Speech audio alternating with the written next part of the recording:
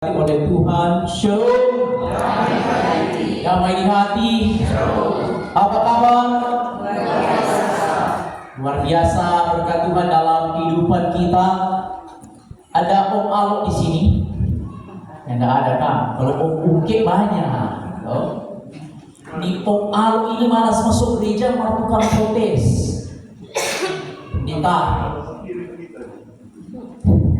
Kita nyada setuju nih. Piala dunia kok markiapa tuh bendera Piala dunia susah masuk di gereja. Ya Om Alok bilang begitu. Tak tahu pendeta pendukung Brasil. Masa sampai tuh kayak limbar hijau, kuning sama dengan pendukung Brasil.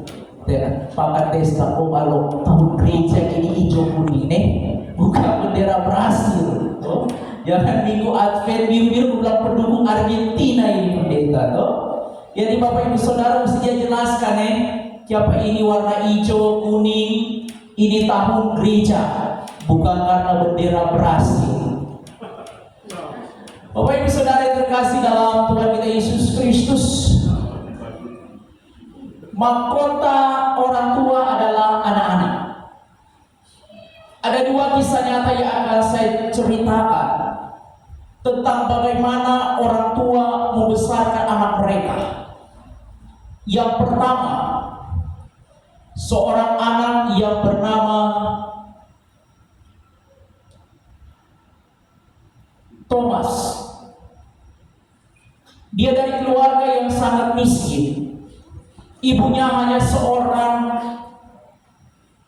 perempuan tua yang hidup dari membantu orang lain. Kalau ada kerja, baru mau dapat duit, mau makan.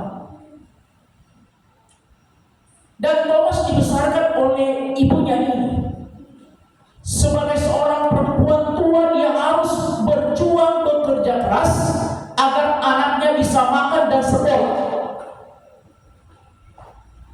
Thomas di usia yang ke-10 tahun tiba-tiba dikeluarkan dari sekolah. Ibunya dipanggil dan kemudian kepala sekolah memberikan surat yang menyatakan bahwa anak ibu sangat bodoh. Tidak ada sekolah yang dapat menampung kebodohan anak ibu. Menerima surat itu, Bapak Ibu Saudara, hati ibu mana yang tidak hancur, setengah mati berjuang untuk menyekolahkan anak, nyatanya anaknya harus dikeluarkan. Kalau terjadi dalam kehidupan Bapak Ibu Saudara, sebagai orang tua dari Thomas, apakah respon kita? Apakah kita akan marah ataukah kita akan mengasihi dan menasihati anak kita? Respons yang luar biasa dari sang ibu, dia memeluk anaknya dan berkata, Thomas, mulai esok engkau tidak usah sekolah lagi. Sang Thomas yang masih kecil berkata, mengapa? Ibu saya suka untuk belajar, sehingga ketika saya besar saya dapat membantu ibu. Ibu berkata, engkau sangat pintar, bahkan kepintaranmu tidak ada sekolah yang dapat menampung kepintaran. Akhirnya Thomas yang dikeluarkan, dia begitu sangat gemar membaca. Dia menjual koran di rel-rel kereta api. Kemudian dia juga sering berkunjung di perpustakaan yang ada di desa itu. Sehingga Thomas yang benar secara otodidak menjadi anak yang kreatif, anak yang sangat pintar. Tahukah siapa dia, Bapak Ibu Saudara? Ialah Thomas Alva Edison. Dikatakan sehari sebelum dia mendapatkan hadiah Nobel, 30 tahun berlalu, ibunya sudah lama mati. Ketika sedang dia melihat foto kenangan lama, membongkar-bongkar barang ibunya, dia mendapatkan surat 30 tahun lalu. Ketika dia membaca surat itu yang berkata, anak ibu sangat bodoh, tidak ada sekolah yang dapat menampung kebodohan anak ibu. Thomas menangis. Dia merenung dan berpikir, jika saat itu ibu saya marah dan berkata, saya memang anak bodoh, anak tidak berguna, apapun yang akan saya lakukan tidak berhasil, maka saya tidak akan pernah untuk berhasil sampai saat ini. Ketika dia berdiri di podium menerima hadiah Nobel, dia berkata, hadiah ini, hadiah terbesar yang saya terima. Saya menerima ini bukan karena kepintaran, kekuatan, kemampuan saya, tapi itu semua berkat Tuhan lewat ibu saya. Luar biasa Bapak Ibu Saudara. Perjuangan seorang mama untuk anaknya. Sekalipun dunia meremehkan, tetapi sang ibu memiliki iman untuk mengentar anaknya meraih impian kesuksesan, keberhasilan. Anak yang kedua dibesarkan dalam sebuah keluarga yang sangat temperamental. Ayahnya begitu sangat emosional. Anaknya bernama Adolf. Setiap hari Adolf tidak pernah merasakan cinta dan kasih sayang. Dia selalu diteriaki oleh papa mamanya sebagai anak yang bodoh, anak yang keras kepala, anak yang tidak berguna. Bahkan dikatakan Adolf pernah digantung terbalik, kaki di atas, kepala di bawah, dan dicabut habis-habisan oleh ayahnya. Semua amarah yang dia terima dari sejak kecil sampai dia dewasa membentuk karakter dari Adolf ini menjadi seorang yang pembenci, penuh dengan amarah, tidak ada balas kasihan. Dialah Adolf Hitler. Ketika dia membunuh begitu banyak orang-orang Yahudi, tidak ada belas kasihan. Mengapa? Karena dia tidak pernah merasakan cinta kasih sayang, bahkan belas kasihan. Dari kedua kisah nyata ini, apa peran kita selaku papa mama di dalam mendidik dan membesarkan anak-anak kita? Sikap karakter manakah yang sangat dan paling kita nyatakan dalam hidup keluarga kita? Apakah sebagai orang tua seperti orang tua dari Adolf Hitler, ataukah seperti seorang mama yang digambarkan dari Thomas Alva Edison? Ini menjadi perenungan Bapak Ibu Saudara. Mengapa? Karena apa yang engkau tahu dalam kehidupan anak-anakmu sejak kecil, itu yang akan engkau tuai dalam hidup masa depan mereka. Ketika engkau menabur kebencian, ketika engkau menabur benih amarah dan dendam, maka ketika mereka dewasa dan besar, kebencian, amarah dan dendam menjadi bagian dalam hidup, sehingga dikatakan mahkota orang tua adalah anak-anak berubah menjadi bencana, bahkan malapetaka dalam hidup. Tapi jika engkau menabur benih cinta kasih sayang, perhatian, ketulusan, ketika mereka dewasa, mereka pun menjadi mahkota yang penuh dengan kerinduan untuk mencintai, mengasihi papa mama, opa oma, sanak saudara mereka. Ingat Bapak Ibu Saudara, siapa yang menabur angin, ia akan menuai badai. Tapi jika kita menabur kebaikan, kita pun akan menuai beribu-ribu kebaikan dalam hidup. Kitab Efesus memberikan gambaran tentang bagaimana kehidupan rumah tangga yang dibangun dalam dasar kasih Kristus. Ayat yang pertama Efesus 6. Hai anak-anak, taatilah orang tuamu di dalam Tuhan, karena haruslah demikian. Mengapa pesan ini begitu sangat lantang disampaikan oleh Paulus kepada jemaat di Efesus?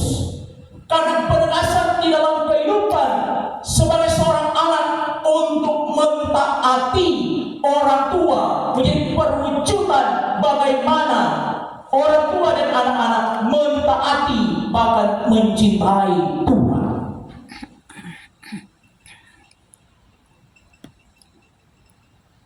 Apalagi di generasi zaman yang ada saat ini, Bapak Ibu Saudara. Bagaimana sikap kita melihat kehidupan anak-anak dalam tumbuh kembang yang ada? Ingat, kita selaku papa mama, lebih hari lebih tua. Itu berarti ketika orang tua, siapa yang akan mengurus kita? Jika memang benar pengajaran cinta kasih sayang yang kita berikan kepada anak-anak kita dirasakan penuh oleh anak-anak kita, maka tidaklah khawatir kita di hari tua ada orang yang akan menjaga, merawat kita. Tapi bagaimana jika anak-anak itu tidak berjalan sesuai dengan perancangan berkat Tuhan? Jika anak-anak itu keluar jalur, sehingga di dalam menapaki hidup mereka di usia lanjut, air mata, penderitaan menjadi bagian dalam hidup kita selaku orang tua.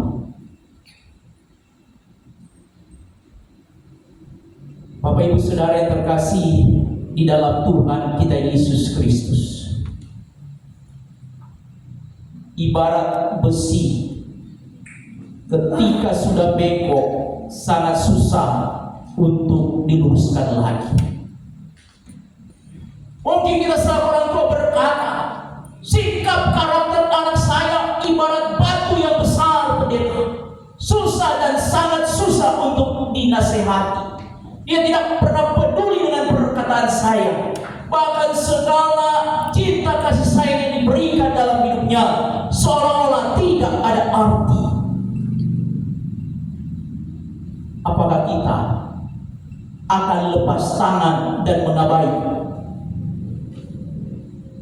Ketika anak itu pintar, dengar-dengaran, kita pun berkata sapa dulu papa mamanya. Tapi ketika anak itu mungkin keras kepala, tidak mau diajar, tak ikut pas apa ini anak? Masa tak ikut tetangga? Pasti ada mengikuti karakter dari orang tua.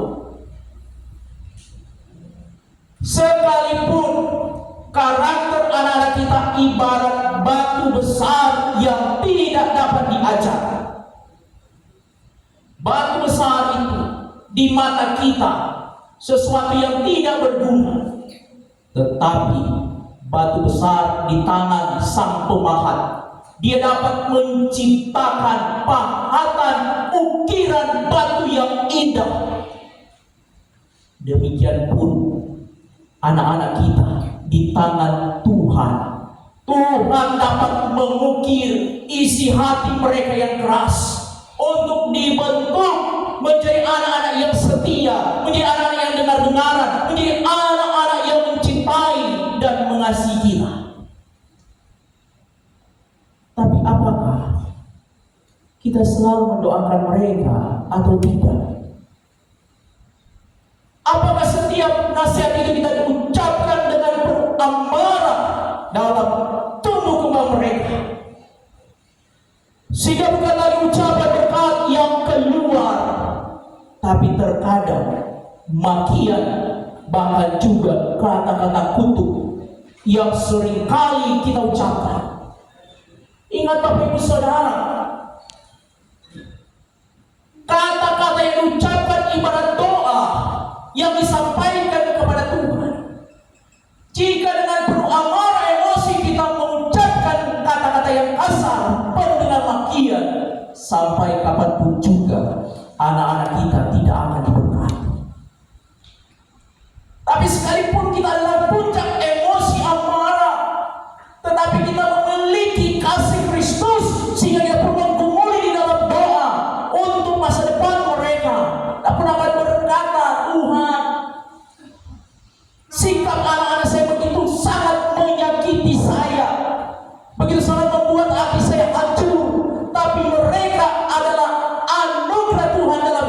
saya, maka kiranya Tuhan yang akan membentuk dan mengarahkan hidup mereka untuk menggapai masa depan yang terindah dan terbaik. Kalau kita hadir dalam ibadah ulang tahun jemaat dan PPK, Pendeta Asar telah menyampaikan kesaksian dari Ibu Agustinus, seorang tokoh bapak gereja, di mana dia seorang yang dapat dikatakan tidak dapat ditegur, tidak dapat dinasihati, bahkan dia melakukan dosa yang besar.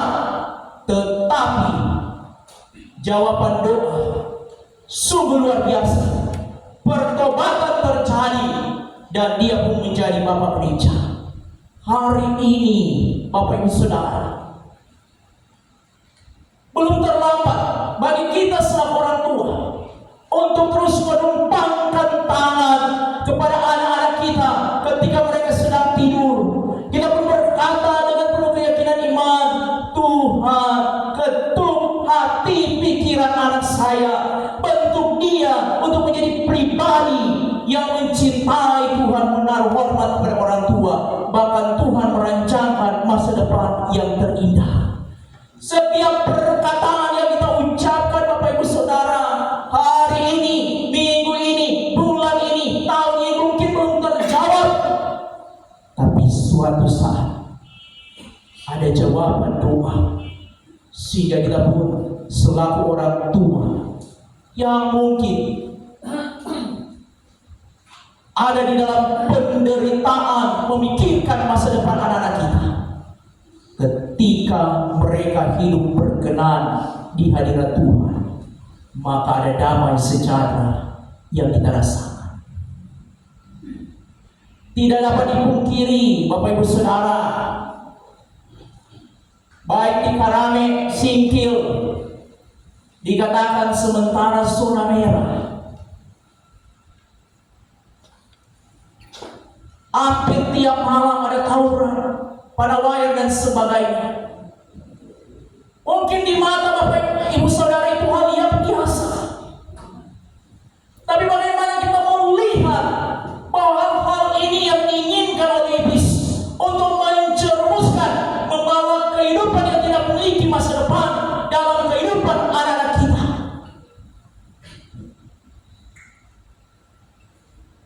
Mungkin kita pun berkata, pendeta saya telah berupaya mencari, telah berupaya menasihati, tetapi dia tidak mau dengar. Bapak Ibu Saudara, apakah hanya sampai di situ sikap dan cara kita? Apakah kita pernah merangkul dan memeluk mereka dan berkata, sikapmu nak suatu saat akan membuat papa mama mati?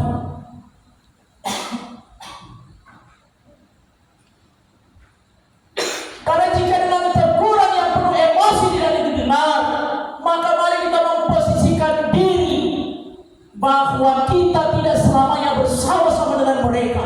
Suatu hari sikap mereka itu akan membuat kita mati, maka mereka pun akan tergerak hati sebagai seorang anak yang dilahirkan, dibesarkan untuk memiliki masa depan dan karakter yang terbaik.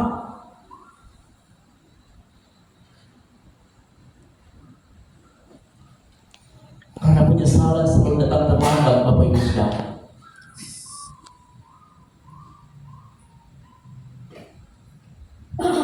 Ketika terjadi sesuatu yang tidak kita inginkan, sekalipun air mata, tangisan begitu hebat terdengar, tidak dapat membalikan keadaan. Tapi saat ini firman Tuhan mengajak kita, setiap tangisan air mata di depan kirbat Tuhan, Tuhan mengubah hati yang keras untuk menjadi hati yang lembut, penuh dengan benar-benar. Hal itu dinyatakan Tuhan dalam kehidupan Rasul Paulus yang menulis Injil ini, di mana dikatakan dia orang yang temperamental, keras kepala, bahkan orang yang membunuh orang Kristen. Tetapi mengapa hatinya dapat berubah? Karena kasih dan Roh Kudus Tuhan yang menyentuh. 100 perkataan baik tidak dapat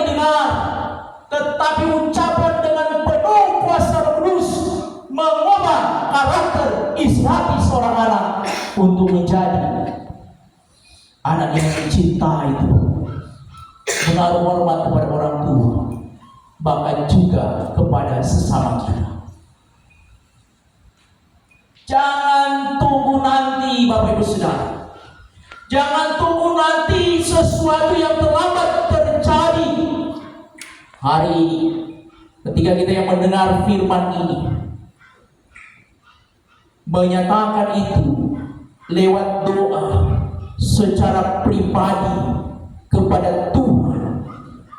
Doa orang benar, bila dengan sungguh-sungguh didoakan, besar kuasanya.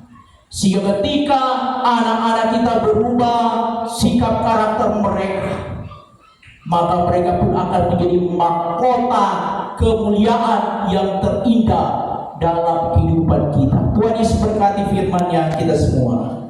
Amin.